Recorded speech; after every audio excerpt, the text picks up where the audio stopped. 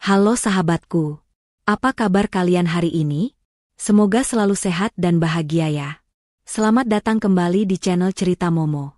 Hari ini, Momo akan membawakan sebuah kisah yang benar-benar menguras emosi, tapi dijamin bikin kalian puas banget di akhir ceritanya. Bayangkan rasanya diusir seperti sampah oleh orang yang kita cintai, tapi tiba-tiba nasib berputar 180 derajat karena sebuah rahasia besar masa lalu. Nah, sebelum kita masuk ke ceritanya yang seru dan penuh kejutan ini, yuk dukung terus channel ini dengan cara tekan tombol like dan subscribe sekarang juga ya. Jangan lupa juga untuk absen di kolom komentar di bawah. Coba tulis nama kalian, asal kota, dan ketik kata, hadir. Momo ingin tahu nih, sahabat Momo yang setia ini asalnya dari mana saja? Sudah siap tisu dan camilannya? Kalau sudah, mari kita langsung masuk. Suara benturan keras koper yang menghantam lantai marmer membuat Nadine tersentak hebat. Jantungnya berdegup kencang, seolah ingin melompat keluar dari dada. Belum sempat ia bertanya apa yang terjadi. Vino, suaminya yang baru saja pulang kerja dengan wajah merah padam, sudah menunjuk pintu depan dengan jari telunjuk yang gemetar karena amarah. "Pergi kamu dari sini, Nadine. Bawa semua baju-bajumu yang murahan itu dan jangan pernah injakan kakimu di rumah ini lagi," teriak Vino. Suaranya menggelegar, memantul di dinding-dinding ruang tamu yang menjadi saksi bisu pernikahan mereka selama 3 tahun terakhir. Nadine bangkit dari sofa dengan kaki gemetar. Ia mencoba meraih tangan suaminya, menatap mata lelaki itu dengan tatapan memohon. "Mas, ada apa ini? Kenapa tiba-tiba Mas Vino mengusirku? Kalau aku punya salah, tolong bicarakan baik-baik, Mas. Jangan seperti ini." Vino menepis tangan Nadine dengan kasar, hingga tubuh wanita itu terhuyung ke belakang. "Salahmu? Salahmu adalah kamu miskin. Salahmu adalah kamu yatim piatu yang tidak punya siapa-siapa. Aku sudah muak, Nadine. 3 tahun aku hidup pas-pasan bersamamu. Aku bosan. Teman-temanku semua sukses, punya istri yang bisa modalin bisnis suami. Sedangkan kamu cuma beban." Air mata mulai menggenang di pelupuk mata Nadine. Hatinya hancur berkeping-keping mendengar kalimat kejam itu keluar dari mulut laki-laki yang dulu berjanji akan menjaganya. "Tapi Mas, kita kan sedang berjuang sama-sama. Aku juga selalu berusaha irit, aku tidak pernah menuntut apa-apa." Justru itu. Tiba-tiba suara wanita parubaya memotong pembicaraan mereka. Ibu Mirna, ibu kandung Vino, keluar dari kamarnya dengan wajah sinis sambil melipat kedua tangannya di dada. Ia menatap Nadine dari ujung kepala sampai ujung kaki dengan tatapan merendahkan. "Kamu itu tidak sadar diri ya, Nadine," ucap Ibu Mirna tajam.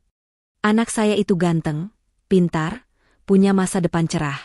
Harusnya dia dapat istri yang sepadan, yang berkelas, bukan wanita sebatang kara sepertimu yang asal-usulnya saja tidak jelas. Semenjak Vino menikah sama kamu, rezekinya seret terus. Kamu itu pembawa sial di keluarga ini." Nadine menatap ibu mertuanya dengan pedih. "Bu, astagfirullah, kenapa ibu bicara begitu? Selama ini Nadine selalu hormat sama ibu. Nadine merawat ibu kalau sakit. Nadine kerjakan semua pekerjaan rumah tanpa pembantu demi berbakti sama ibu dan Mas Vino." Ibu Mirna tertawa hambar, tawa yang terdengar sangat menyakitkan di telinga Nadine. "Halah, itu kan memang tugasmu sebagai numpang hidup di sini. Sadar posisi dong. Lagi pula, Vino sudah punya calon pengganti yang jauh lebih baik dari kamu. Dia anak rekan bisnis Vino, cantik, dan yang paling penting, ayahnya kaya raya.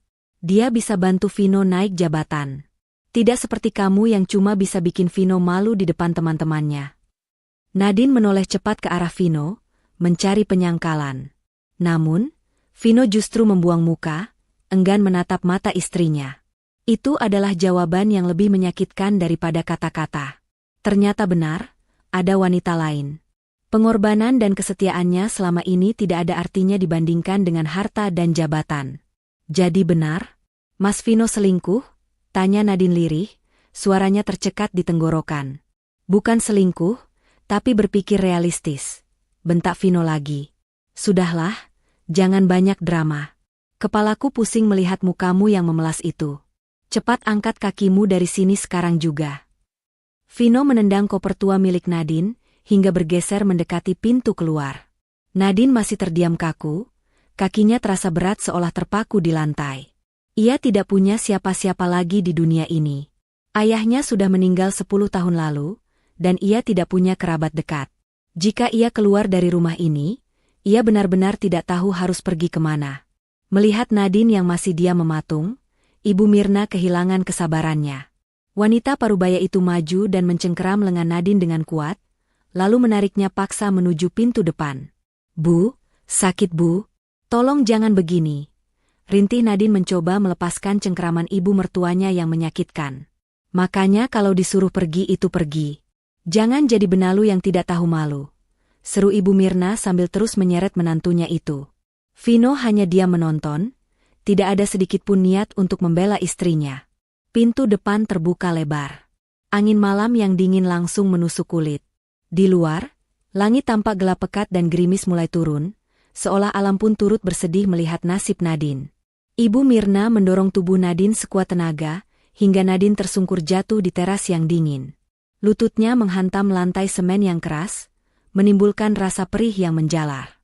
Belum sempat Nadine bangkit, kopernya dilemparkan begitu saja hingga isinya sedikit berhamburan keluar. "Ini sampah-sampahmu. Bawa pergi jauh-jauh," teriak Ibu Mirna. Nadine merangkak, memunguti baju-bajunya dengan tangan gemetar sambil menangis terseduh-seduh. Ia mendongak, menatap Vino yang kini berdiri di ambang pintu di samping ibunya. "Mas, tega kamu. Mas, malam ini hujan, aku harus tidur di mana? Tolong izinkan aku menginap 1 malam ini saja, besok pagi aku janji akan pergi," pinta Nadine mengibah. Harga dirinya sudah ia buang jauh-jauh demi tidak terlunta-lunta di jalanan malam ini. Vino menatap Nadine dengan tatapan dingin, tanpa belas kasih sedikit pun. "Itu bukan urusanku lagi. Cari saja kolong jembatan atau emperan toko. Siapa tahu nasibmu memang cocok di sana."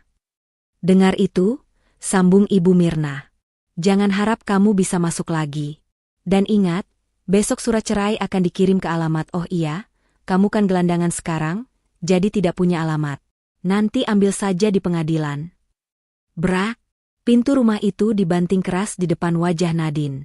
Suara kunci diputar dari dalam terdengar sangat jelas, menegaskan bahwa tidak ada lagi jalan kembali. Lampu teras dimatikan, meninggalkan Nadine dalam kegelapan yang remang-remang. Hujan mulai turun semakin deras. Air dingin membasahi tubuh Nadine, menyamarkan air mata hangat yang terus mengalir di pipinya. Ia memeluk kopernya erat-erat, satu-satunya harta yang ia miliki saat ini.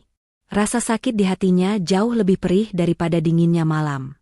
Diusir oleh suami dan mertua yang selama ini ia layani dengan sepenuh hati. Dihina karena kemiskinannya, dan dibuang seperti sampah karena ada wanita lain yang lebih kaya. Nadine perlahan bangkit berdiri, membersihkan lututnya yang lecet. Ia menatap rumah itu untuk terakhir kalinya. Rumah yang penuh kenangan pahit. Dalam hati kecilnya, terselip doa dan kepedihan yang mendalam. Ia berbalik badan, melangkah gontai menuju gerbang pagar. Langkah kakinya berat menyeret koper yang rodanya sudah rusak sebelah. Ia berjalan keluar dari pekarangan rumah mewah itu, menuju jalanan aspal yang sepi dan basah. Nadine tidak tahu harus melangkah kemana. Dunia terasa begitu kejam dan tidak adil baginya. Ia merasa benar-benar sendirian. Namun, ia tidak tahu bahwa takdir sedang mempersiapkan skenario lain untuknya. Sebuah skenario besar yang tidak pernah ia bayangkan sebelumnya, yang akan mengubah hidupnya dan orang-orang yang baru saja menyakitinya. Jalanan aspal yang basah memantulkan cahaya lampu jalan yang remang-remang, menciptakan bayangan panjang yang menyedihkan dari sosok Nadine. Hujan masih turun rintik-rintik, cukup untuk membuat pakaian gamis sederhana yang ia kenakan basah kuyup dan melekat dingin di kulit. Setiap langkah terasa begitu berat, seolah ada rantai besi yang membelenggu kakinya. Suara roda koper yang rusak beradu dengan trotoar yang tidak rata menjadi satu-satunya teman bicaranya malam itu.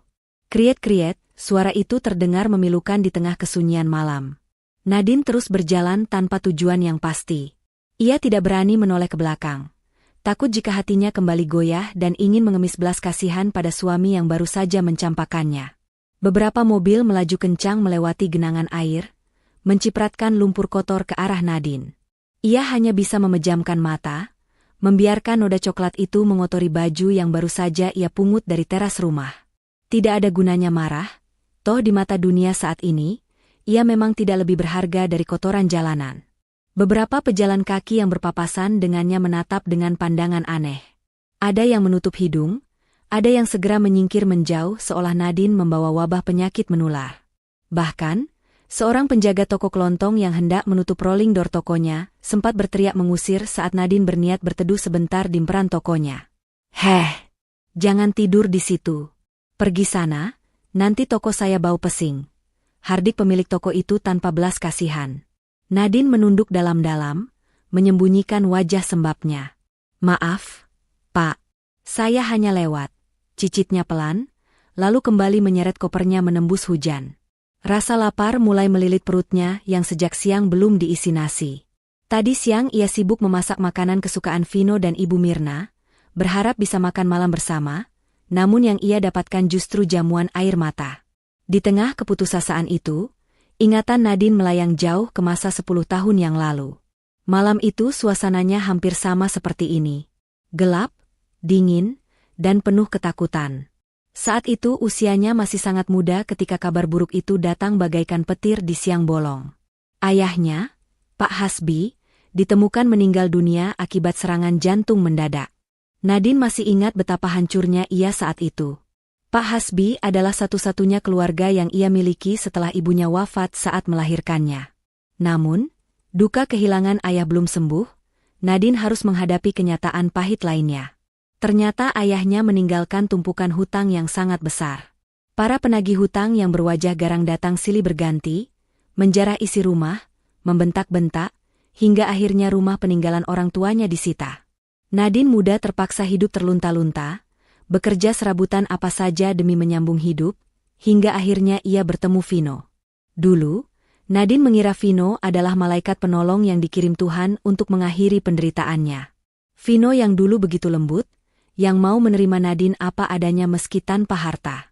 Tapi ternyata, waktu mengubah segalanya. Atau mungkin, Vino tidak pernah berubah, hanya topengnya saja yang terlepas. Apalagi sejak Ibu Mirna pindah tinggal bersama mereka, neraka dunia itu perlahan tercipta di dalam rumah tangganya sendiri. Ibu mertuanya itu tidak pernah lelah membandingkan Nadine dengan menantu tetangga, atau anak teman arisannya yang kaya raya. "Ayah, kenapa ayah pergi begitu cepat?" gumam Nadine lirih di sela isak tangisnya. Ia menengadah menatap langit kelabu. Kalau ayah masih ada, pasti tidak akan ada yang berani menghina Nadine seperti ini. Nadine lelah. Yah, Nadine sendirian. Rasanya Nadine ingin ikut ayah saja. Rasa dingin semakin menusuk tulang. Kaki Nadine sudah lecet dan melepuh, karena berjalan terlalu jauh menggunakan sandal rumah yang tipis. Di depannya, terlihat sebuah halte bus tua yang sepi dan lampunya berkedip-kedip suram. Nadine memutuskan untuk menghentikan langkahnya di sana. Ia menghempaskan tubuhnya yang lelah di bangku besi yang dingin dan berkarat. Ia meletakkan kepala di atas tumpukan tangannya yang bersandar pada koper. Tubuhnya menggigil hebat, bukan hanya karena dinginnya udara malam, tapi juga karena demam yang mulai menyerang akibat kehujanan dan stres berat. Jalanan di depan halte itu lengang, hanya sesekali kendaraan lewat dengan kecepatan tinggi. Tidak ada tanda-tanda kehidupan yang ramah baginya. Nadine meraba saku gamisnya, mengeluarkan dompet lusuh yang tipis. Ia membukanya, hanya ada selembar uang Rp2.000 yang sudah lecek. Uang segitu bahkan tidak cukup untuk membeli air mineral di minimarket. Air matanya kembali menetes jatuh ke atas dompet itu. Nasibnya benar-benar dititik nadir. Ia kini resmi menjadi gelandangan. Tidak ada rumah, tidak ada keluarga, tidak ada uang, dan tidak ada tujuan. Di seberang jalan, lampu-lampu gedung perkantoran dan apartemen mewah terlihat berkelap-kelip, seolah mengejek kemiskinannya. Di salah satu jendela apartemen itu mungkin ada orang-orang yang sedang tertawa bahagia, makan enak, dan tidur di kasur empuk. Sementara dirinya harus meringkuk di halte bus yang bau asap kendaraan. Dunia ini memang tidak adil bagi orang kecil sepertinya. Nadine memejamkan matanya yang terasa berat. Bayangan wajah sinis Ibu Mirna dan tatapan dingin Vino kembali menghantui benaknya. Rasa sakit hati itu berubah menjadi rasa sesak yang menghimpit dada. Ia merasa tidak sanggup lagi menghadapi hari esok. Bagaimana ia bisa bertahan hidup mulai besok pagi? Siapa yang mau mempekerjakan wanita yang berpenampilan seperti gembel ini? Ya Tuhan, jika ini memang takdirku, berikan aku kekuatan, bisiknya lemah. Suaranya hampir hilang tertelan angin malam. Saat Nadine hampir terlelap karena kelelahan yang luar biasa, ia tidak menyadari bahwa nasibnya akan segera berubah drastis dalam hitungan menit. Ia tidak tahu bahwa penderitaannya malam ini adalah babak akhir dari kisah sedihnya, dan awal dari sebuah kejutan besar yang sudah disiapkan oleh seseorang dari masa lalu. Seseorang yang ia kira sudah tidak ada di dunia ini. Di ujung jalan sana, sebuah sorot lampu mobil yang sangat terang mulai mendekat ke arah halte, membelah kegelapan malam dengan kecepatan stabil. Cahaya putih yang menyilaukan mata membuat Nadine sontak mengangkat tangannya untuk menghalau silau. Sebuah mobil sedan hitam mengkilap, yang terlihat sangat kontras dengan suasana kumuh di sekitarnya, berhenti perlahan tepat di depan halte bus tempat Nadine meringkuk. Suara mesinnya begitu halus, nyaris tidak terdengar, menandakan bahwa kendaraan itu bukan sembarang mobil, melainkan kendaraan mewah berharga miliaran rupiah. Jantung Nadine berdegup kencang karena takut. Pikirannya langsung melayang pada hal-hal buruk. Apakah ini orang jahat yang berniat menculiknya? Atau mungkin penagih hutang yang salah sasaran? Nadine memeluk kopernya semakin erat, berusaha menyembunyikan tubuhnya di sudut bangku besi yang dingin. Ia bersiap untuk lari sekencang mungkin jika pintu mobil itu terbuka dan orang-orang kasar keluar darinya. Pintu penumpang bagian depan terbuka. Nadine menahan napas. Namun, yang keluar bukanlah preman bertato atau orang berwajah garang, melainkan seorang pria muda berperawakan tegap, mengenakan setelan jas hitam rapi yang tampak sangat mahal. Pria itu dengan sigap membuka payung hitam besar untuk melindungi dirinya dari guyuran hujan, lalu berjalan tenang menghampiri Nadine.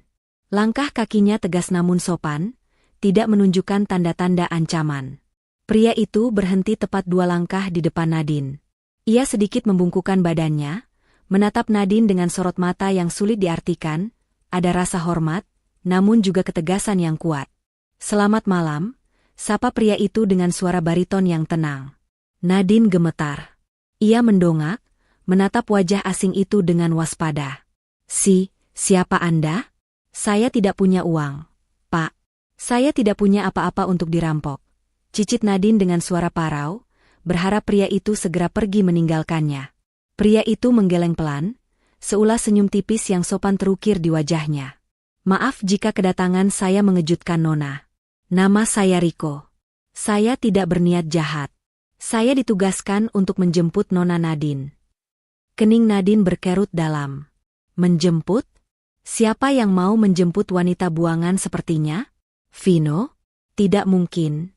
Suaminya itu baru saja mengusirnya dengan penuh kebencian. Ibu mertuanya? Mustahil. Anda pasti salah orang." "Saya bukan orang penting," tolak Nadine sambil berusaha bangkit, bersiap menyeret kopernya menjauh.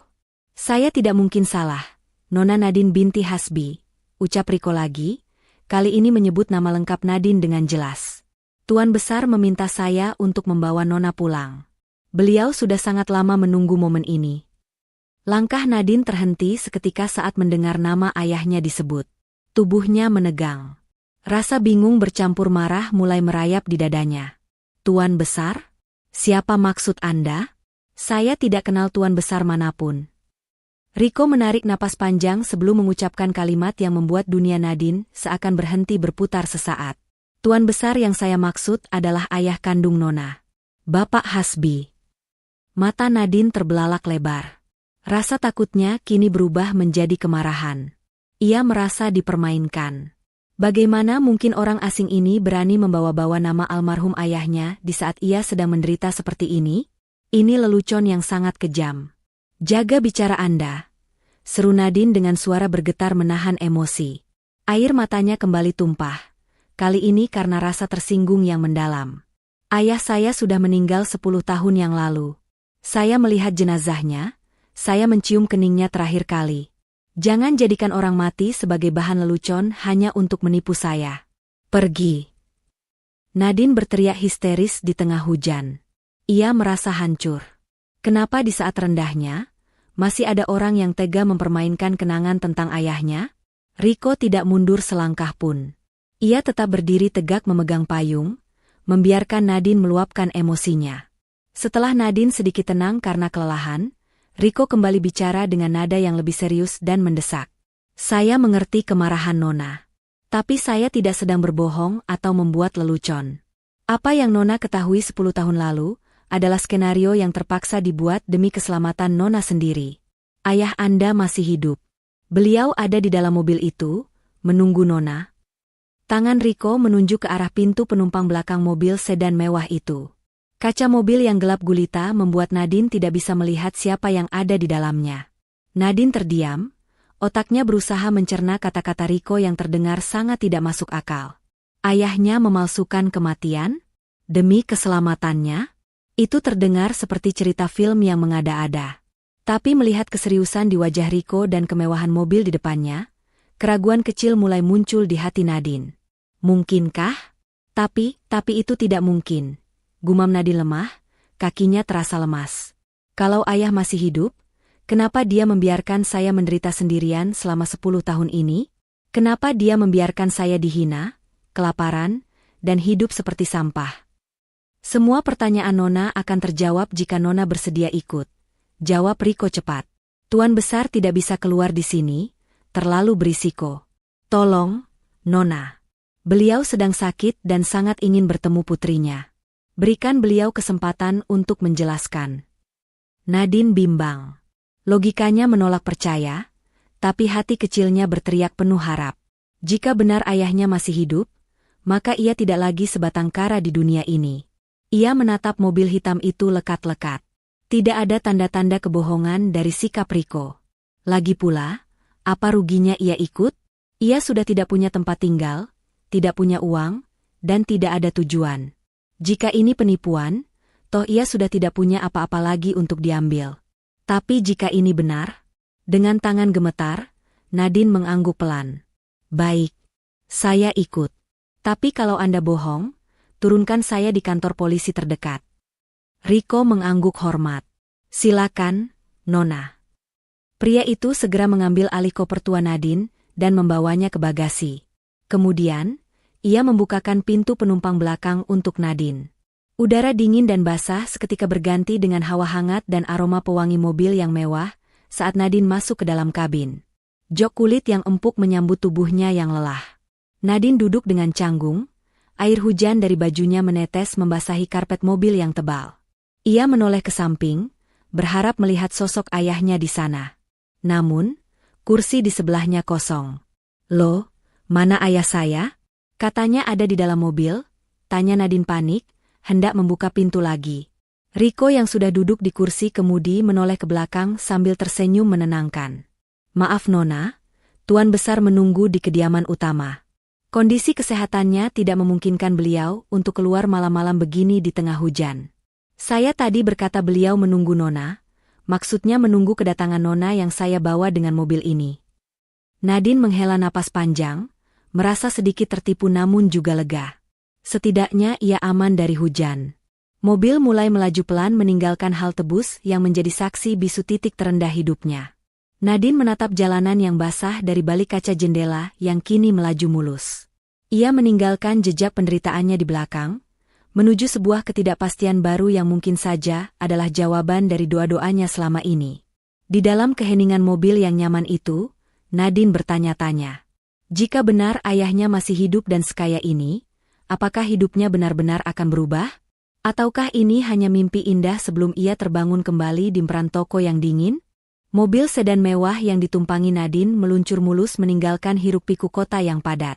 Perlahan, pemandangan di luar jendela berubah. Gedung-gedung tinggi dan pemukiman kumuh berganti menjadi deretan pepohonan rindang dan pagar-pagar tembok tinggi yang menyembunyikan rumah-rumah gedongan di baliknya. Nadine tahu kawasan ini, sebuah area elit di pinggiran kota yang hanya dihuni oleh para konglomerat. Dulu, ia hanya bisa memandangnya dari jauh, tak pernah bermimpi akan memasukinya. Jantung Nadine kembali berdegup kencang saat mobil berbelok masuk ke sebuah gerbang besi raksasa yang terbuka otomatis. Di depannya, berdiri sebuah mansion megah bergaya klasik Eropa dengan pilar-pilar putih yang menjulang tinggi. Lampu-lampu taman yang hangat menyinari bangunan itu, membuatnya tampak seperti istana di tengah kegelapan malam. Mobil berhenti tepat di depan lobi utama. Rico segera turun dan membukakan pintu untuk Nadine dengan sikap yang sangat hormat. Nadine melangkah turun dengan ragu. Ia menatap pantulan dirinya di kaca jendela lobi, rambut lepek, gamis basah penuh noda lumpur, dan wajah sembab. Ia merasa sangat kecil dan kotor berdiri di tempat semewah ini. "Mari, Nona. Bapak sudah menunggu di ruang tengah," ajak Riko lembut, membuyarkan rasa minder Nadine. Nadine mengikuti langkah Riko memasuki rumah itu. Lantai marmer yang ia injak begitu berkilau, hingga bisa memantulkan bayangannya. Interior rumah itu dipenuhi lukisan mahal dan perabot antik yang harganya mungkin bisa membeli harga diri orang-orang yang baru saja menghinanya. Namun, Nadine tidak punya waktu untuk mengagumi semua itu. Pikirannya hanya tertuju pada satu hal. Benarkah ayahnya ada di sini? Riko membawa Nadine menuju sebuah pintu ganda yang terbuat dari kayu jati ukiran. Dengan perlahan, Riko membuka pintu itu lebar-lebar. "Tuan besar, Nona Nadine sudah tiba," lapor Riko, lalu ia mundur dan memberi isyarat agar Nadine masuk sendirian. Ruangan itu luas dan hening, diterangi oleh cahaya lampu kristal yang temaram.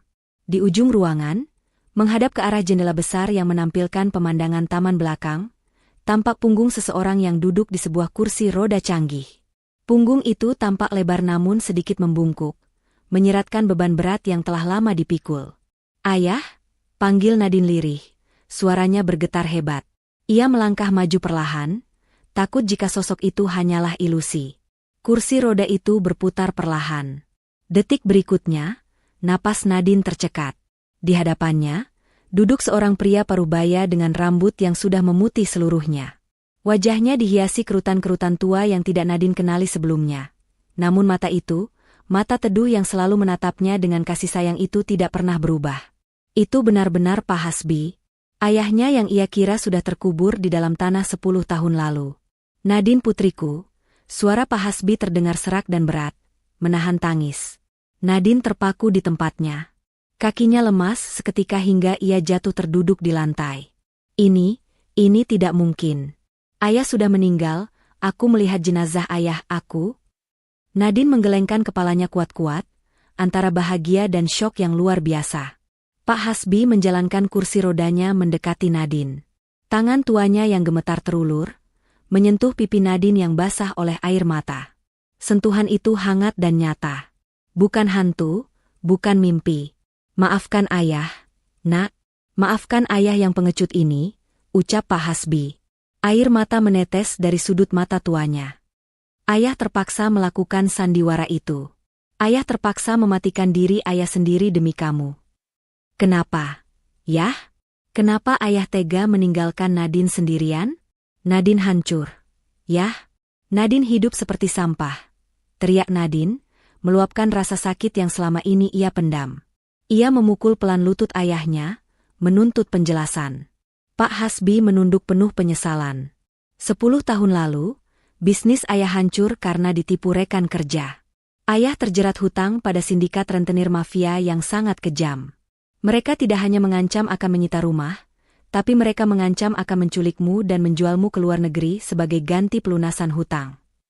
Nadine terbelalak. Ia menutup mulutnya dengan tangan, ngeri mendengar fakta itu.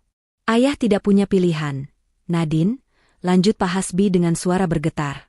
"Satu-satunya cara agar mereka berhenti mengejar kita, adalah dengan membuat ayah seolah-olah sudah mati. Hutang itu dianggap hangus jika debiturnya meninggal.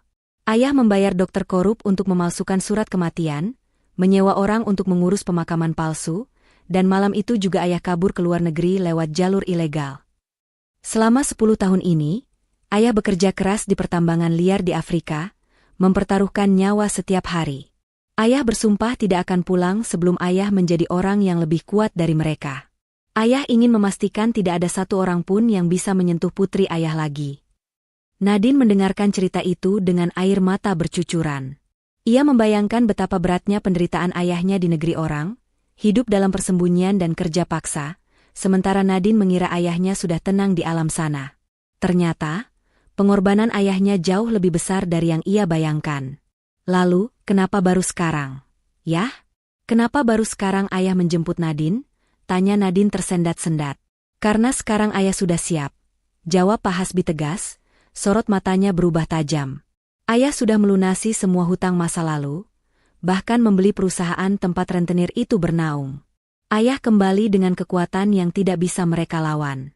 Tapi, suara Pak Hasbi melunak saat ia menatap kondisi Nadine. Ayah terlambat menyadari penderitaanmu di sini. Riko baru memberi laporan lengkap tentang perlakuan suamimu dan mertuamu hari ini. Maafkan ayah, Nadine. Ayah pikir kamu bahagia menikah dengan Vino. Nadine menggeleng lemah, teringat kembali pada kejadian beberapa jam lalu di rumah Vino. Tidak. Yah, Nadine tidak bahagia. Nadine baru saja diusir. Mereka membuang Nadine karena Nadine miskin. Wajah Pak Hasbi mengeras. Rahangnya mengatup rapat menahan amarah yang meledak. Ia melihat baju putrinya yang kotor, tubuhnya yang kurus kering, dan luka lecet di lututnya. Tangan Pak Hasbi mengepal kuat di pegangan kursi roda. Mereka berani membuang permata demi memungut batu kerikil. Geram Pak Hasbi dengan suara rendah yang menakutkan.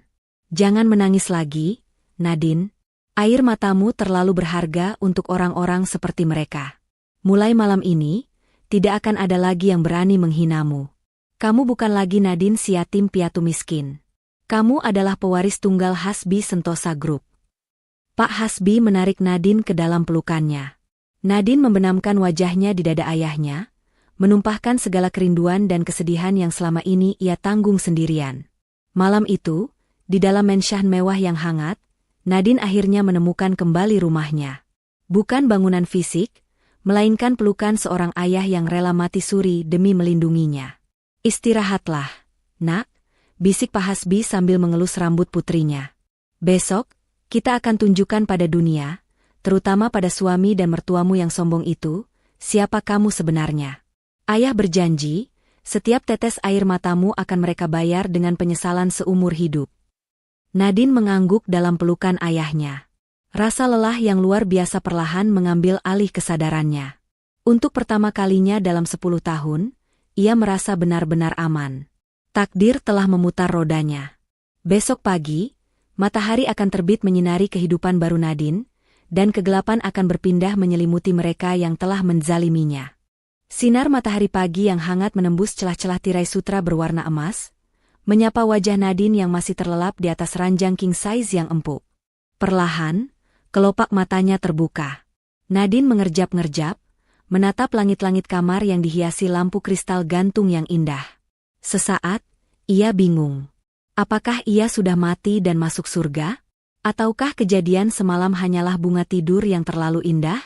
Nadine meraba spray halus di bawahnya, lalu mencubit lengannya sendiri. Sakit. Ini nyata.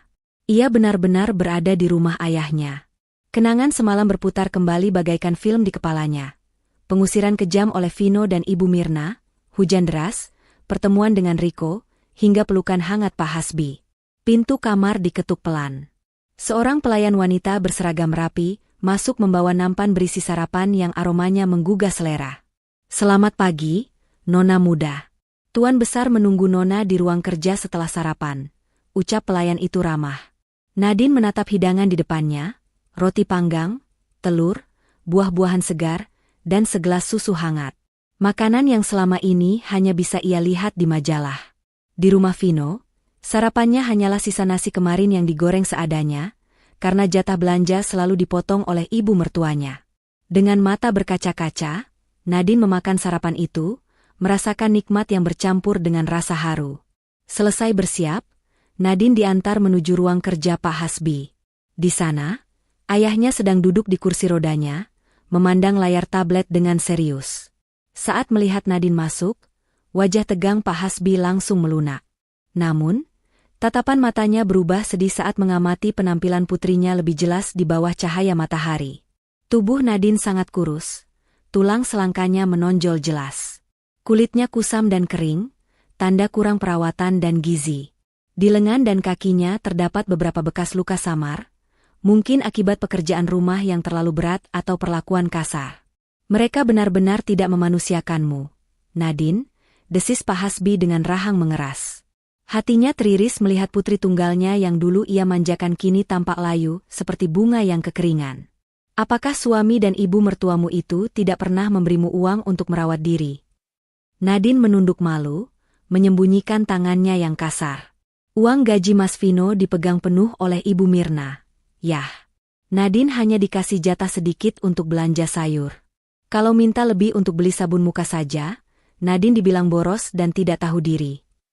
Brak! Pak Hasbi menggebrak meja kerjanya. Kemarahannya memuncak. Biadab. Mereka memperlakukan pewaris Hasbi Sentosa Group seperti pembantu gratisan. Cukup. Hari ini juga, ayah akan mengembalikan mahkota yang seharusnya kamu pakai. Pak Hasbi menekan tombol intercom di mejanya. Riko, bawa tim masuk sekarang. Pintu terbuka lebar. Riko masuk diikuti oleh rombongan orang. Ada dokter pribadi, ahli gizi, penata rambut, dan perancang busana terkenal. Nadine ternganga melihat kesibukan yang tiba-tiba memenuhi ruangan itu. Nadine, dengarkan ayah, ucap Pak Hasbi lembut namun tegas. Mulai detik ini, Nadine yang lama, Nadine yang lemah, Nadine yang penakut, Nadine yang miskin, sudah mati. Kamu harus lahir kembali menjadi sosok baru. Sosok yang pantas memimpin imperium bisnis ayah dan sosok yang akan membuat mereka gemetar ketakutan. Seharian itu, Nadine menjalani transformasi total. Dokter memeriksa kesehatannya dan memberikan vitamin terbaik untuk memulihkan staminanya. Ahli kecantikan merawat kulit wajah dan tubuhnya hingga kembali bercahaya. Rambutnya yang kusam dipotong model bob sebahu yang elegan dan diberi perawatan hingga berkilau hitam alami. Terakhir, perancang busana memakaikan Nadine setelan blazer dan celana bahan berwarna navy blue yang dijahit khusus pas di tubuhnya, dipadukan dengan sepatu hak tinggi yang runcing. Saat Nadine berdiri di depan cermin besar, ia nyaris tidak mengenali bayangannya sendiri. Wanita di cermin itu terlihat berkelas, cerdas, dan memancarkan aura wibawa yang kuat. Tidak ada lagi jejak istri tertindas di sana. Cantik sekali, gumam Nadine, menyentuh pipinya sendiri yang kini merona segar. Itu baru putri Pak Hasbi, suara sang ayah terdengar dari belakang. Pak Hasbi tersenyum bangga, meski matanya berkaca-kaca. Sekarang, penampilanmu sudah siap. Tapi penampilan saja tidak cukup. Kamu butuh senjata. Pak Hasbi menyodorkan sebuah map tebal berwarna merah kepada Nadine. Nadine menerimanya dan membaca judul di sampul map itu, Dokumen Akuisisi PT Cipta Karya oleh HS Group. Nadine mengerutkan kening. PT Cipta Karya? Ini kan kantor tempat Mas Vino bekerja, ya? Benar, jawab Pak Hasbi santai. Perusahaan itu sudah lama kolaps karena manajemen yang buruk. Pemilik lamanya memohon-mohon agar ayah membelinya. Dan ayah sudah setuju. Dengan satu syarat, ayah yang akan menunjuk CEO baru untuk memimpin di sana. Pak Hasbi menatap manik mata Nadine dalam-dalam. Nadine, ayah menunjukmu sebagai CEO baru di sana. Besok pagi adalah jadwal penandatanganan resmi dan perkenalan pemilik baru. Tangan Nadine gemetar memegang map itu. Tea, tapi ya, Nadine tidak punya pengalaman. Nadine cuma lulusan SMA, Nadine cuma ibu rumah tangga biasa. Bagaimana Nadine bisa memimpin perusahaan? Mas Vino pasti akan menertawakan Nadine. Siapa bilang kamu tidak bisa? Potong Pak Hasbi tegas. Kamu punya darah bisnis ayah. Selama ini kamu bisa mengatur keuangan rumah tangga yang super minim itu kan? Itu manajemen krisis namanya. Soal teknis, Riko dan tim ahli akan mendampingimu 24 jam. Yang kamu butuhkan hanya keberanian. Pak Hasbi memutar kursi rodanya mendekat, lalu menggenggam tangan Nadine. Ingat rasa sakit saat kamu diusir semalam? Ingat tatapan merendahkan Ibu Mirna? Ingat bagaimana Vino membuangmu demi wanita lain yang katanya lebih kaya? Gunakan rasa sakit itu sebagai bahan bakarmu, Nadine. Tunjukkan pada mereka bahwa mereka telah membuang berlian dan memungut sampah. Nadine terdiam, meresapi kata-kata ayahnya. Bayangan penghinaan Vino dan Ibu Mirna kembali menari di pelupuk matanya. Rasa perih itu perlahan berubah menjadi api semangat yang membara. Benar kata ayahnya. Ia tidak boleh lemah lagi. Ia harus bangkit. Ia harus membuktikan bahwa Nadine bukan wanita rendahan yang bisa diinjak-injak. Nadine menarik napas panjang, lalu menghembuskannya perlahan. Ia menegakkan punggungnya, menatap ayahnya dengan sorot mata yang berbeda, lebih tajam dan penuh keyakinan. Baik, yah. Nadine siap, ucap Nadine mantap. Nadine akan memimpin perusahaan itu. Nadine akan buat Mas Vino dan Ibu Mirna menyesal seumur hidup karena sudah menyia-nyiakan Nadine. Pak Hasbi tersenyum puas. Bagus. Itu baru anak ayah. Sekarang, pelajari dokumen ini. Besok, kita akan buat kejutan yang tidak akan pernah mereka lupakan. Panggung sandiwara sudah siap, dan kamu adalah pemeran utamanya. Di luar jendela, matahari bersinar terik, seakan ikut merestui kebangkitan sang putri yang terbuang. Sementara di tempat lain, Vino dan ibunya mungkin sedang tertawa bahagia di atas penderitaan Nadine, tanpa menyadari bahwa badai besar sedang bergerak menuju mereka. Badai itu bernama Nadine. Sementara Nadine sibuk mempersiapkan diri untuk peran barunya, suasana di rumah kontrakan mewah yang kini dikuasai Vino dan ibunya justru penuh gelak tawa. Aroma pizza keju yang menyengat memenuhi ruang tengah. Kotak-kotak makanan cepat saji berserakan di atas meja, pemandangan yang jarang terlihat saat Nadine masih ada karena mereka selalu beralasan harus berhemat. Vino duduk bersandar di sofa empuk dengan kaki diangkat ke atas meja, menikmati sepotong pizza sambil memainkan ponselnya. Wajahnya terlihat cerah, seolah beban berat baru saja diangkat dari pundaknya. Ah, rasanya lega sekali ya, Bu, ucap Vino dengan mulut penuh. Rumah ini jadi terasa lebih luas dan udaranya lebih segar tanpa si pembawa sial itu. Tidak ada lagi yang menangis di pojokan atau merengek minta uang belanja. Ibu Mirna yang sedang asyik memoles kuteks merah menyala di kukunya tertawa renyah. Benar sekali, Vino. Ibu juga heran kenapa kamu bisa tahan sampai 3 tahun sama perempuan kampung itu. Lihat sekarang, baru sehari dia pergi, rezeki kita rasanya langsung lancar. Makan enak, tidur nyenyak, tidak perlu dengar keluhan dia yang bikin sakit kuping. Vino tersenyum sinis. Semoga saja dia tidak mati kelaparan di jalan. Atau jangan-jangan sekarang dia sedang mengemis di lampu merah? Haha. Biarin saja, sahut Ibu Mirna ketus. Itu karma buat dia karena tidak sadar diri mau numpang hidup sama orang sukses. Oh ya, Vin, bagaimana dengan Clarissa? Anak teman ayahmu yang kaya itu? Kamu harus gerak cepat loh. Jangan sampai keduluan orang lain. Vino meletakkan ponselnya dan menatap ibunya dengan percaya diri. Tenang saja, Bu. Clarissa itu sudah memberi kode-kode positif. Nanti malam aku berencana mengajaknya makan malam romantis. Begitu dia tahu aku sudah duda, pasti jalan makin mulus. Bayangkan Bu, kalau aku nikah sama Clarissa, jabatanku di kantor pasti aman, dan kita bisa pindah ke rumah yang lebih besar dari ini. Ibu Mirna menepuk tangan kegirangan. Nah, itu baru anak ibu. Harus cari yang sederajat, yang bisa bikin kaya. Jangan cari yang bikin susah. Namun, tawa bahagia mereka tiba-tiba terhenti oleh dering telepon Vino yang berbunyi nyaring dan terus-menerus. Nama, Pak Rudi, HRD Manager, tertera di layar. Vino mengerutkan kening. Tumben sekali orang kantor menelepon di luar jam kerja, apalagi nadanya mendesak seperti ini. Halo, Pak Rudi? Ada apa ya Pak? Jawab Vino santai. Suara di seberang sana terdengar panik dan tergesa-gesa. Vino, kamu di mana? Jangan santai-santai kamu. Buka email kantor sekarang juga. Ada berita darurat. Perusahaan kita, PT Cipta Karya, resmi dinyatakan kolaps hari ini. Vino tersedak ludahnya sendiri. Ia langsung melompat berdiri, menjatuhkan potongan pizza di tangannya. Apa? Kolaps? Maksud Bapak bangkrut? Tea, tapi gaji saya bulan ini bagaimana, Pak? Bukan cuma soal gaji, Vino. Nasib kita semua di ujung tanduk. Seru Pak Rudi dengan nada tinggi. Direksi lama sudah menjual seluruh aset perusahaan untuk menutupi hutang. Kita sudah diakuisisi oleh perusahaan raksasa lain. Dan kabar buruknya, pemilik baru ini terkenal sangat tegas.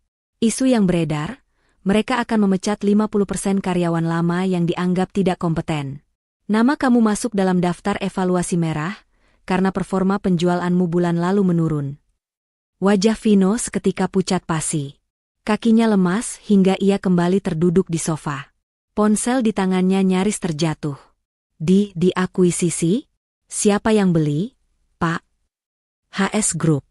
Hasbi Sentosa Group, jawab Pak Rudi. Itu perusahaan konglomerat kelas kakap. Kalau kamu mau selamat, besok malam kamu wajib datang ke acara gala dinner penyambutan pemilik baru di Hotel Grand Royal. Dengar-dengar, CEO baru utusan HS Group akan datang langsung. Kamu harus cari muka, Vino. Kalau tidak, siap-siap saja jadi pengangguran minggu depan. Sambungan telepon terputus. Vino masih mematung dengan tatapan kosong. Keringat dingin mulai bercucuran di pelipisnya. Kenapa, Vin? Ada apa? Tanya Ibu Mirna panik melihat perubahan drastis pada wajah anaknya. Ia mengguncang bahu Vino. Jawab Ibu. Kenapa mukamu seperti mayat begitu? Vino menoleh perlahan ke arah ibunya dengan tatapan nanar. Kantor bangkrut, Bu.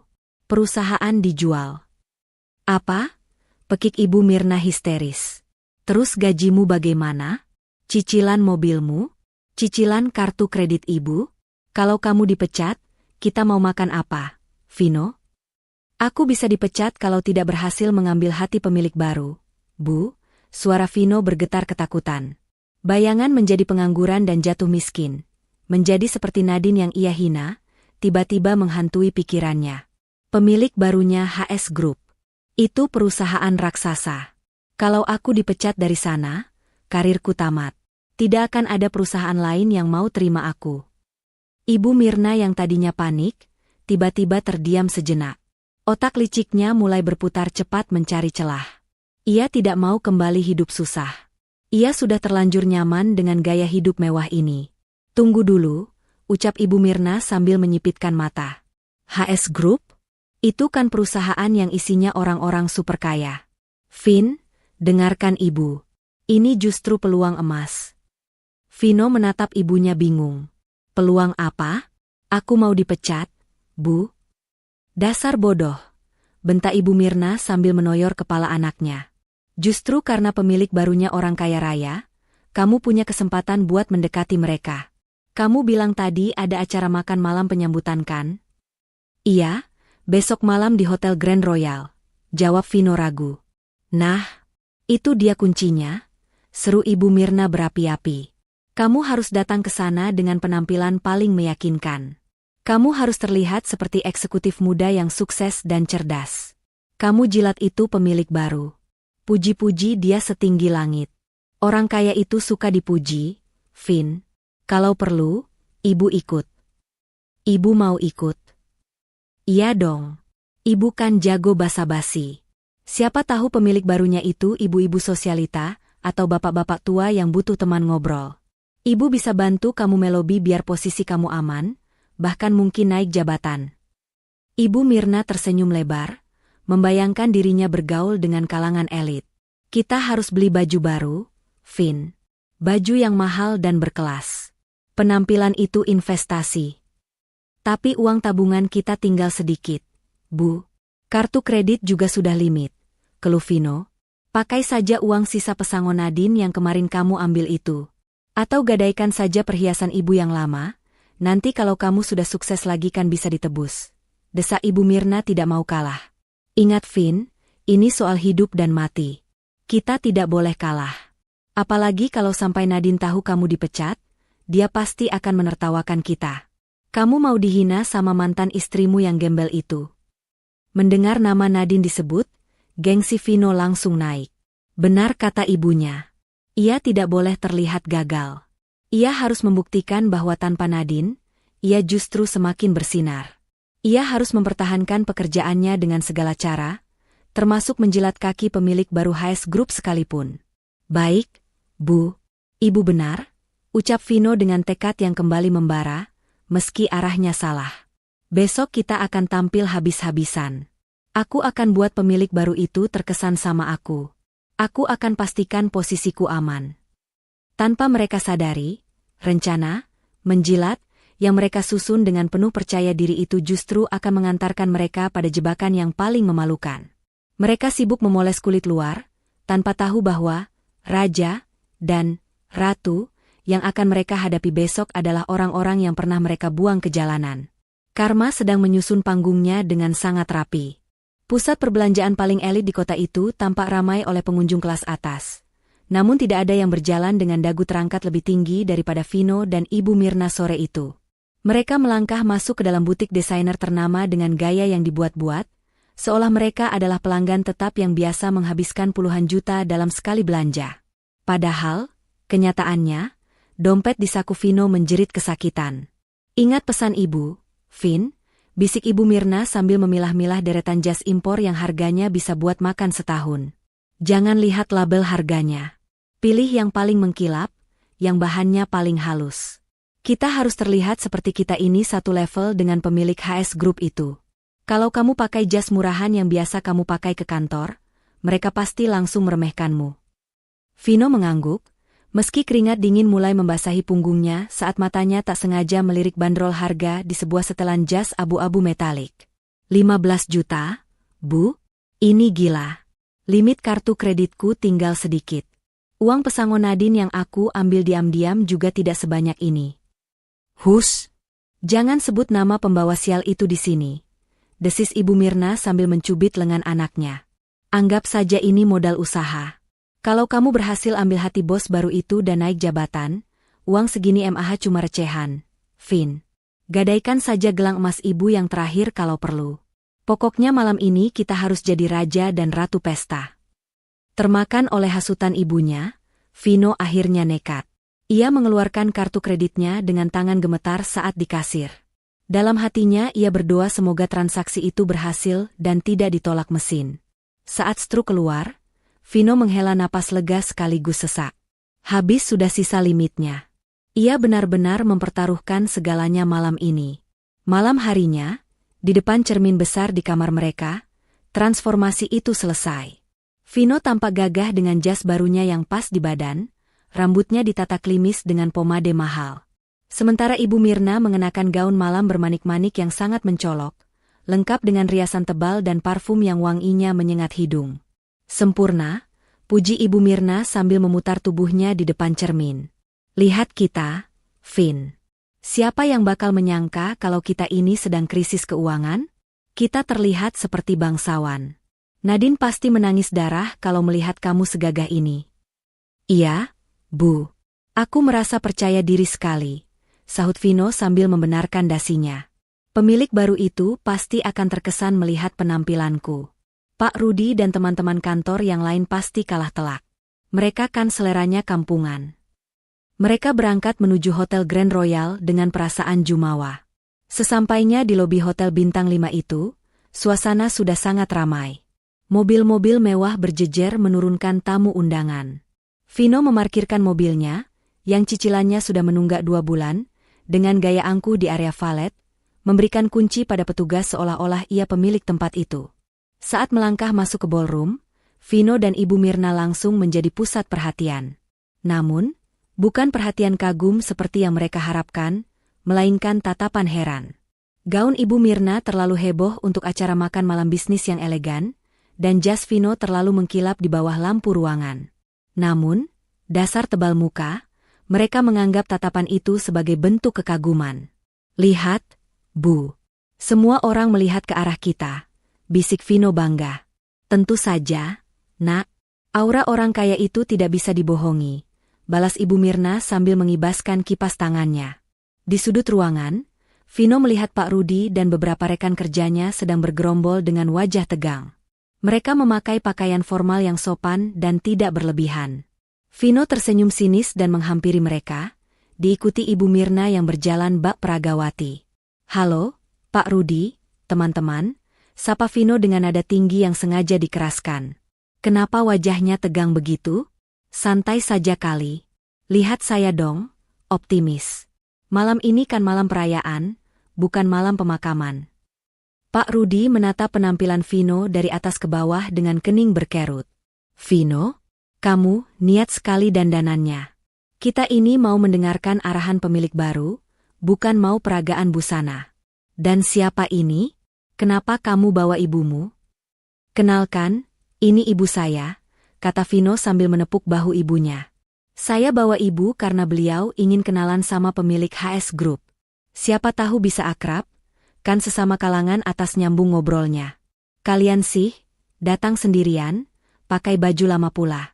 Bagaimana pemilik baru mau respek kalau penampilan karyawannya lusuh?"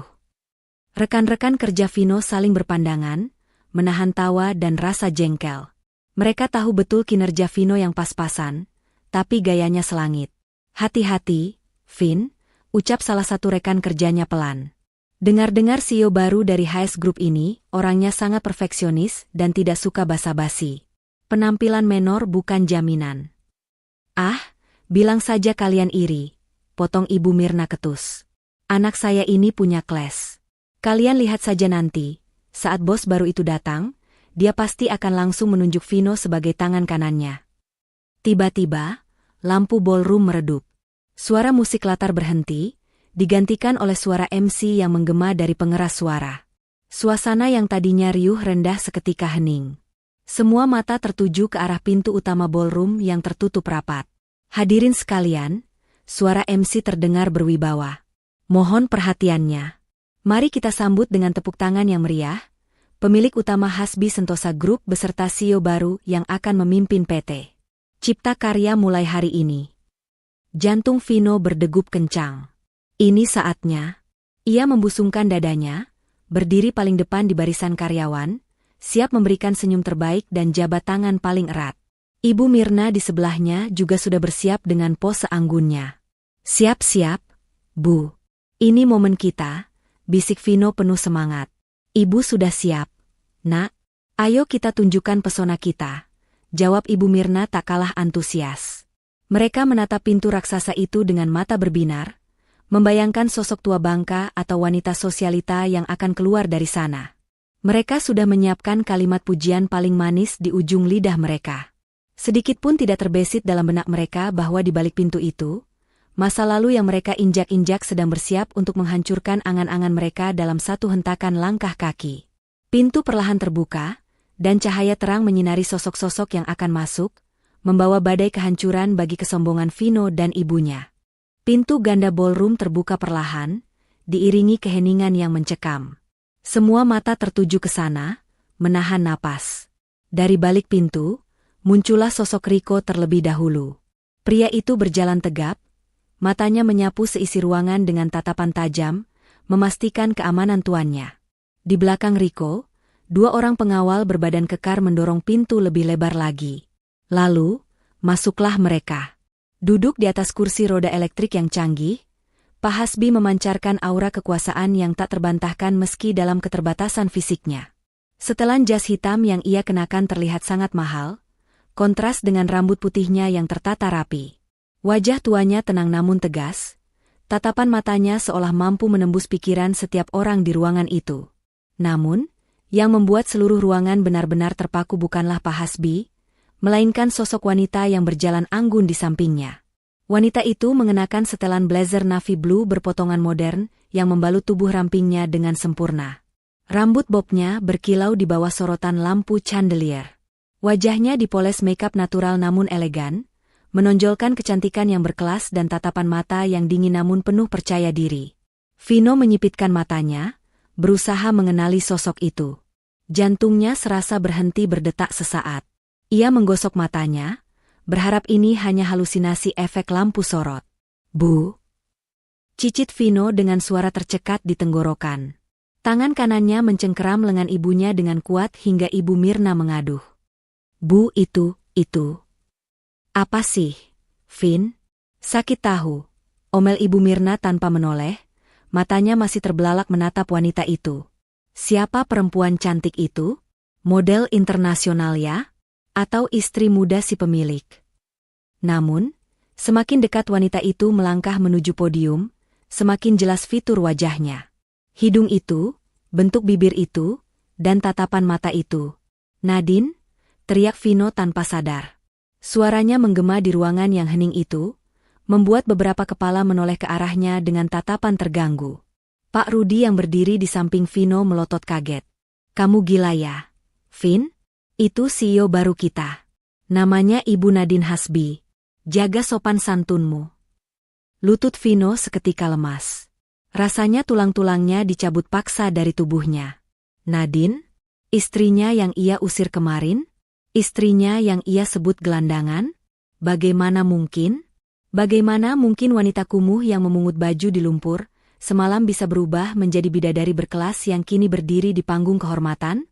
Ibu Mirna di sebelahnya melongo lebar, mulutnya terbuka seperti ikan mas koki yang kehabisan oksigen. Nadine? Tidak mungkin, tidak mungkin. Dia kan miskin. Dia yatim piatu. Itu pasti orang lain yang mirip. Pasti operasi plastik. Racau Ibu Mirna panik, kipas tangannya terjatuh ke lantai tanpa ia sadari.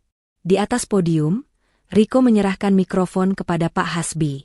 Pria tua itu memandang ke arah kerumunan karyawan. Matanya sempat berhenti sejenak pada sosok Vino dan Ibu Mirna yang tampak seperti orang kesurupan di barisan depan. Sudut bibir Pak Hasbi terangkat sedikit, membentuk senyum misterius. "Selamat malam." Suara Pak Hasbi berat dan berwibawa, memenuhi setiap sudut ruangan. "Terima kasih atas sambutannya. Saya, Hasbi, pemilik HS Group, malam ini ingin memperkenalkan putri tunggal saya, sekaligus pewaris sah seluruh aset saya." Pak Hasbi menoleh ke arah Nadine dengan tatapan bangga. "Perkenalkan, Nadine Hasbi. Mulai hari ini, dia adalah pemilik dan CEO baru PT Cipta Karya.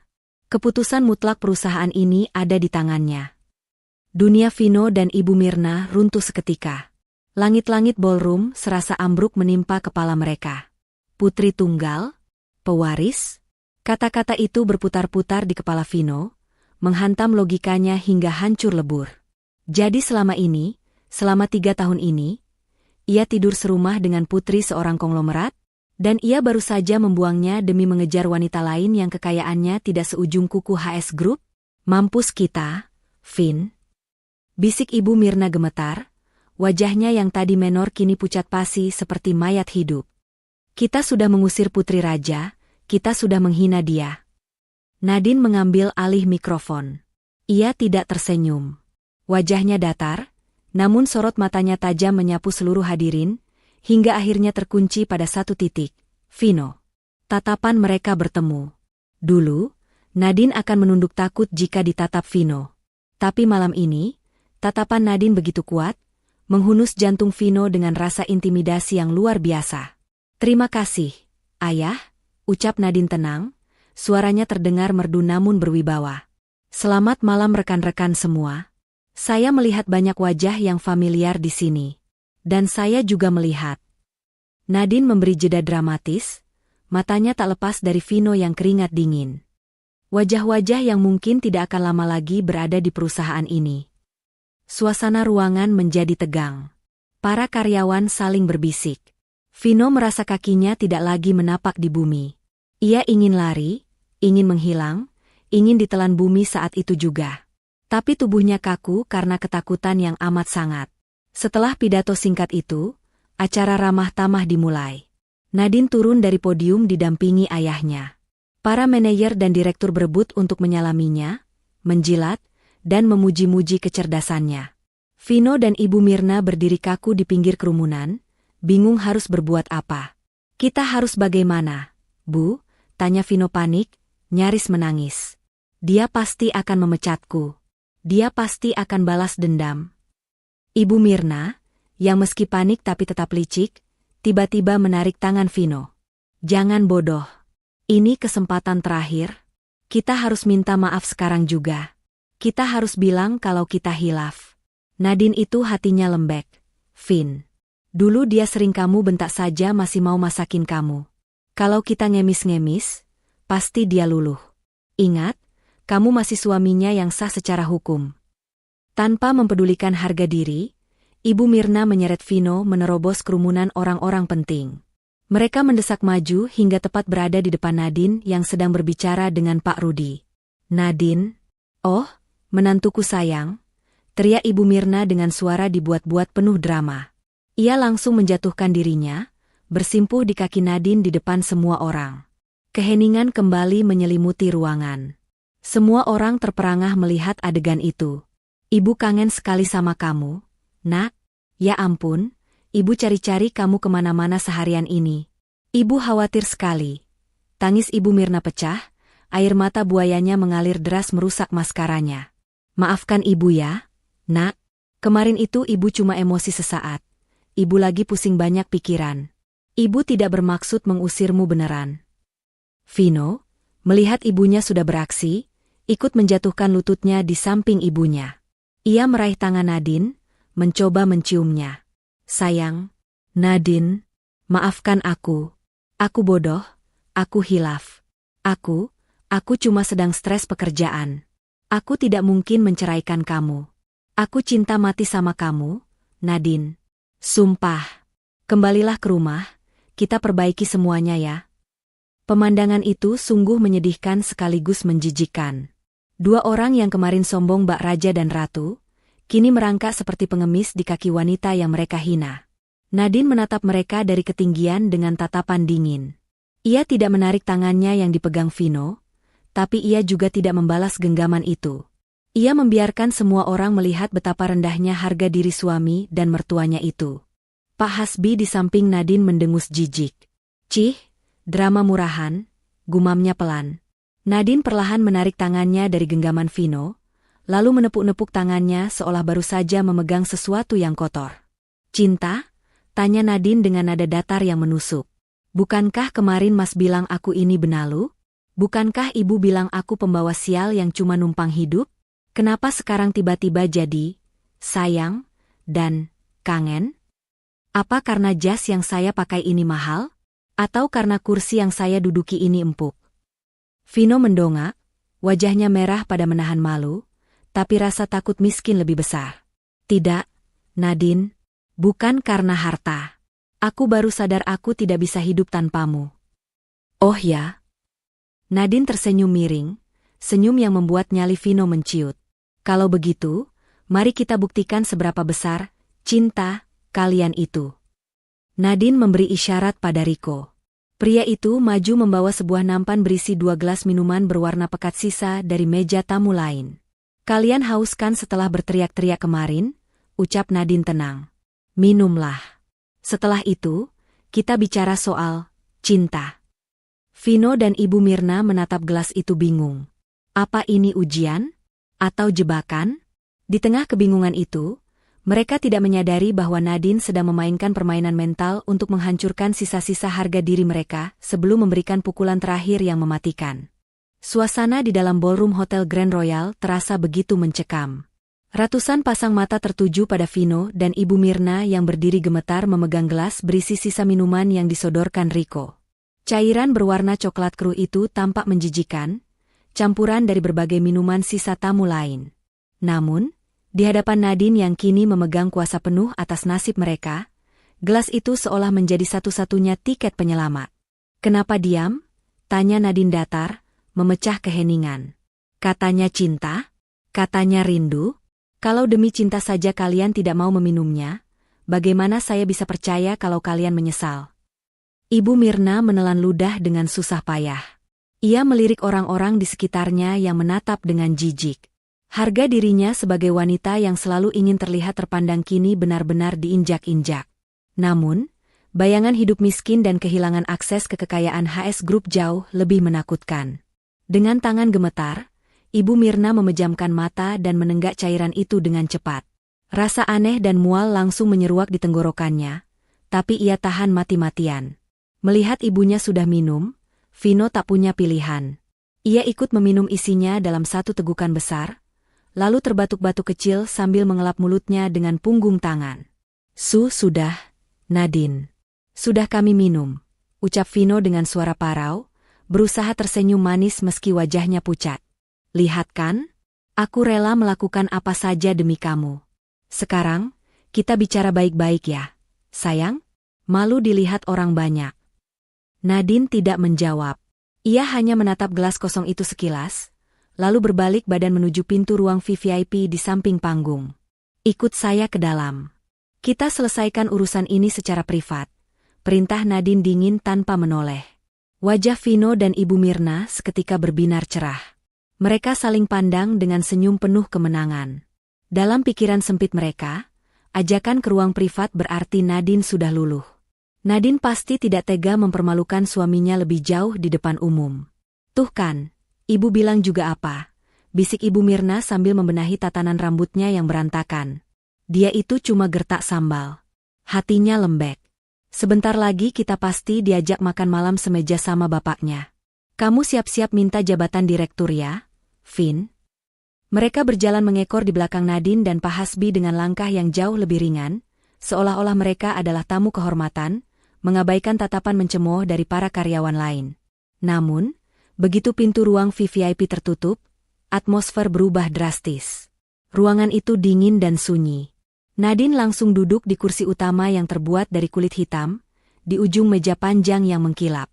Pak Hasbi memutar kursi rodanya ke samping Nadine, menatap kedua tamunya dengan sorot mata tajam, seperti elang yang siap menyambar mangsa. Rico berdiri tegak di dekat pintu, melipat tangan di dada dengan wajah tanpa ekspresi. Vino dan Ibu Mirna yang baru masuk hendak duduk di kursi di hadapan Nadine, namun suara Rico menghentikan gerakan mereka. "Maaf, tidak ada yang menyuruh kalian duduk," tegur Rico tegas.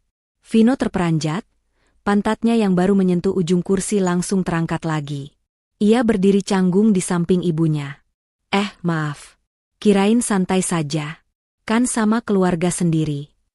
"Keluarga?" Nadine tertawa kecil, tawa yang terdengar sangat kering. Ia membuka sebuah map tebal yang sudah disiapkan di atas meja. "Kalian salah paham. Saya memanggil kalian ke sini bukan sebagai istri atau menantu, tapi sebagai pemilik perusahaan yang ingin mengaudit karyawannya." Jantung Vino kembali mencelos. "Maksudnya, Nadine?" "Panggil saya Bu Nadine," koreksi Nadine tajam. Matanya menatap lurus ke manik mata Vino. "Vino Ardian, staf senior pemasaran. Berdasarkan laporan yang saya baca di sini, performa kamu selama 6 bulan terakhir sangat menyedihkan. Target penjualan tidak tercapai, sering terlambat, dan ada indikasi penggunaan fasilitas kantor untuk kepentingan pribadi." Nadine melemparkan beberapa lembar kertas foto ke atas meja. Foto-foto itu memperlihatkan mobil kantor yang dipakai Vino untuk jalan-jalan dengan wanita lain, Clarissa. Vino membelalak kaget. Keringat dingin mengucur deras di pelipisnya. Itu bisa dijelaskan, Bu?" "Nadine maksudku." "Dan Ibu Mirna," lanjut Nadine, beralih menatap mantan mertuanya. "Berdasarkan catatan keuangan, Ibu sering datang ke kantor meminta reimbursemen fiktif atas nama Vino untuk biaya pengobatan yang sebenarnya dipakai untuk belanja tas dan perawatan wajah. Apakah itu benar?" Wajah Ibu Mirna memerah padam. Ia tidak menyangka Nadine punya akses ke data sedetail itu. Itu kan tunjangan anak saya. Wajar dong kalau ibunya pakai." "Nadine, kamu kok hitung-hitungan sama ibu sendiri? Dulu waktu kamu miskin, siapa yang kasih kamu tumpangan di rumah?" "Tumpangan?" sela Pak Hasbi dengan suara menggelegar. Pria tua itu memukul sandaran kursi rodanya. "Putri saya kalian jadikan pembantu. Kalian suruh dia tidur di gudang belakang saat ada tamu. Kalian pikir saya tidak tahu?" Pak Hasbi menatap mereka dengan jijik. "Kalian beruntung saya masih punya sedikit belas kasihan untuk tidak memenjarakan kalian atas tuduhan penipuan perusahaan. Tapi melihat sikap kalian yang tidak tahu diri ini, rasanya penjara adalah tempat yang pantas." Mendengar kata penjara, pertahanan Vino dan Ibu Mirna runtuh total. Harapan mereka untuk rujuk dan hidup mewah musnah seketika. Kini, yang tersisa hanyalah ketakutan akan nasib buruk yang menanti. Vino langsung menjatuhkan dirinya ke lantai, bersujud mencium ujung sepatu Nadine. Tangisnya pecah, kali ini bukan sandiwara, tapi tangis ketakutan yang nyata. "Nadine, ampun Nadine, tolong jangan penjarakan aku. Aku mohon," raung Vino histeris. "Aku minta maaf. Aku salah besar. Aku suami bodoh. Pukul aku, caci maki aku, tapi tolong jangan hancurkan hidupku.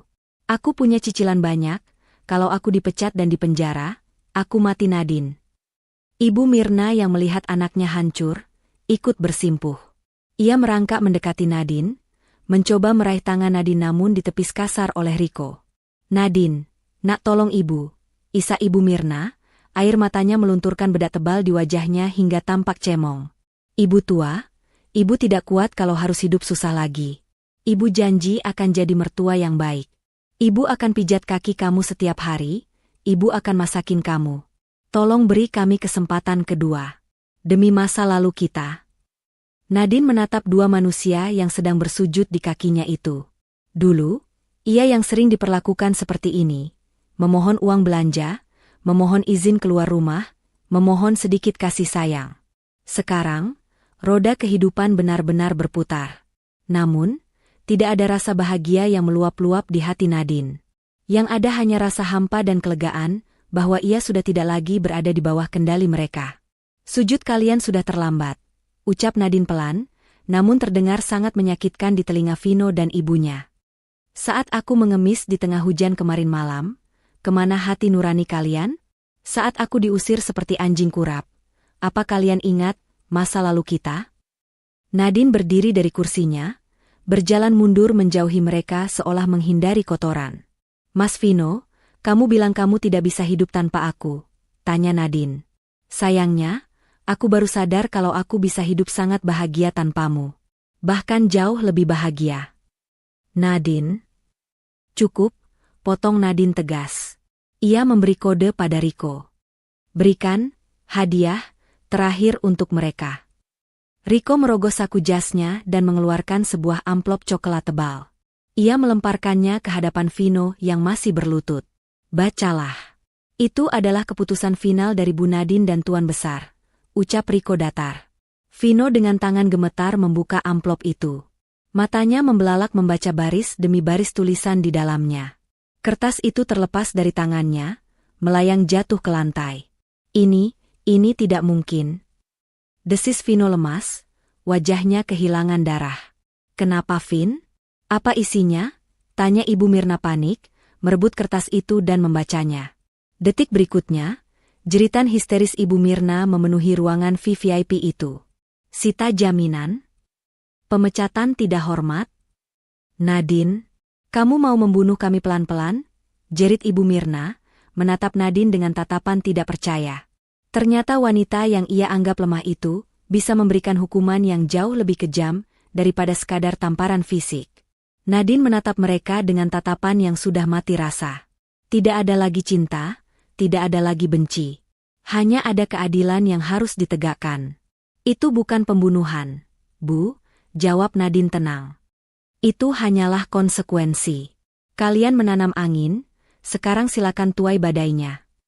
Nadine memutar tubuhnya, mendorong kursi roda ayahnya menuju pintu keluar lain yang terhubung langsung ke lobi pribadi. Ia meninggalkan Vino dan Ibu Mirna yang masih menangis meraung-raung di lantai, meratapi nasib mereka yang hancur dalam sekejap mata.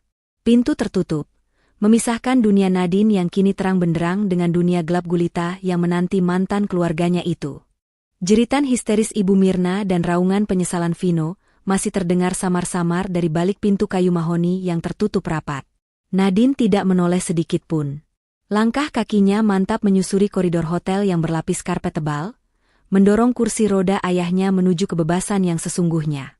Di dalam ruangan VVIP, 2 orang petugas keamanan bertubuh kekar masuk dengan wajah garang. Mereka tidak memberi ampun pada mantan ibu dan anak yang kini terlihat menyedihkan itu. Silakan keluar, Tuan dan Nyonya. Kalian sudah masuk daftar hitam di semua properti HS Group, ucap salah satu petugas dingin. Lepaskan. Aku ini mertua pemilik perusahaan, teriak Ibu Mirna meronta-ronta saat lengannya dicengkeram. Kalian tidak tahu siapa aku? Aku bisa laporkan kalian ke polisi. Namun, ancaman itu hanya dianggap angin lalu.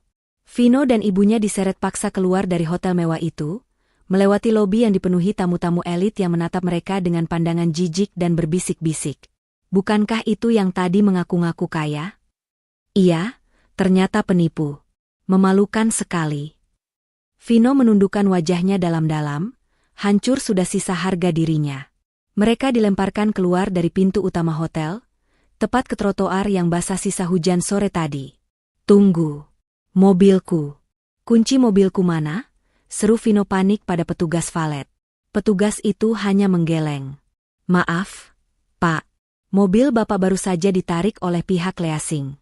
Tadi ada tim debt collector yang datang membawa surat kuasa. Katanya cicilan Bapak sudah menunggak 3 bulan, dan karena Bapak sudah tidak bekerja di perusahaan penjamin, unitnya langsung diamankan. Vino terduduk lemas di aspal. Mobil itu adalah satu-satunya aset tersisa yang ia banggakan. Sekarang, ia benar-benar tidak punya kaki untuk melangkah. Rumah, kita pulang ke rumah. Vin, ajak Ibu Mirna gemetar, mencoba membangunkan anaknya. Kita masih punya rumah. Kita bisa jual isinya untuk bertahan hidup. Vino tertawa sumbang, tawa orang yang sudah kehilangan akal sehat. Ia melempar kertas surat sita jaminan yang tadi diberikan Riko ke wajah ibunya. Ibu tidak baca surat ini? Rumah itu bukan milik kita lagi, Bu. Rumah itu sudah disita bank, karena sertifikatnya digadaikan oleh almarhum ayah dulu untuk modal usaha yang bangkrut. Selama ini kantor yang menalangi cicilannya. Sekarang aku dipecat, bank langsung menyita asetnya karena kantor menarik penjaminan. Malam ini juga, kita gelandangan, Bu. Sama seperti Nadine kemarin. Ibu Mirna membelalak, lalu tubuhnya limbung dan pingsan di trotoar.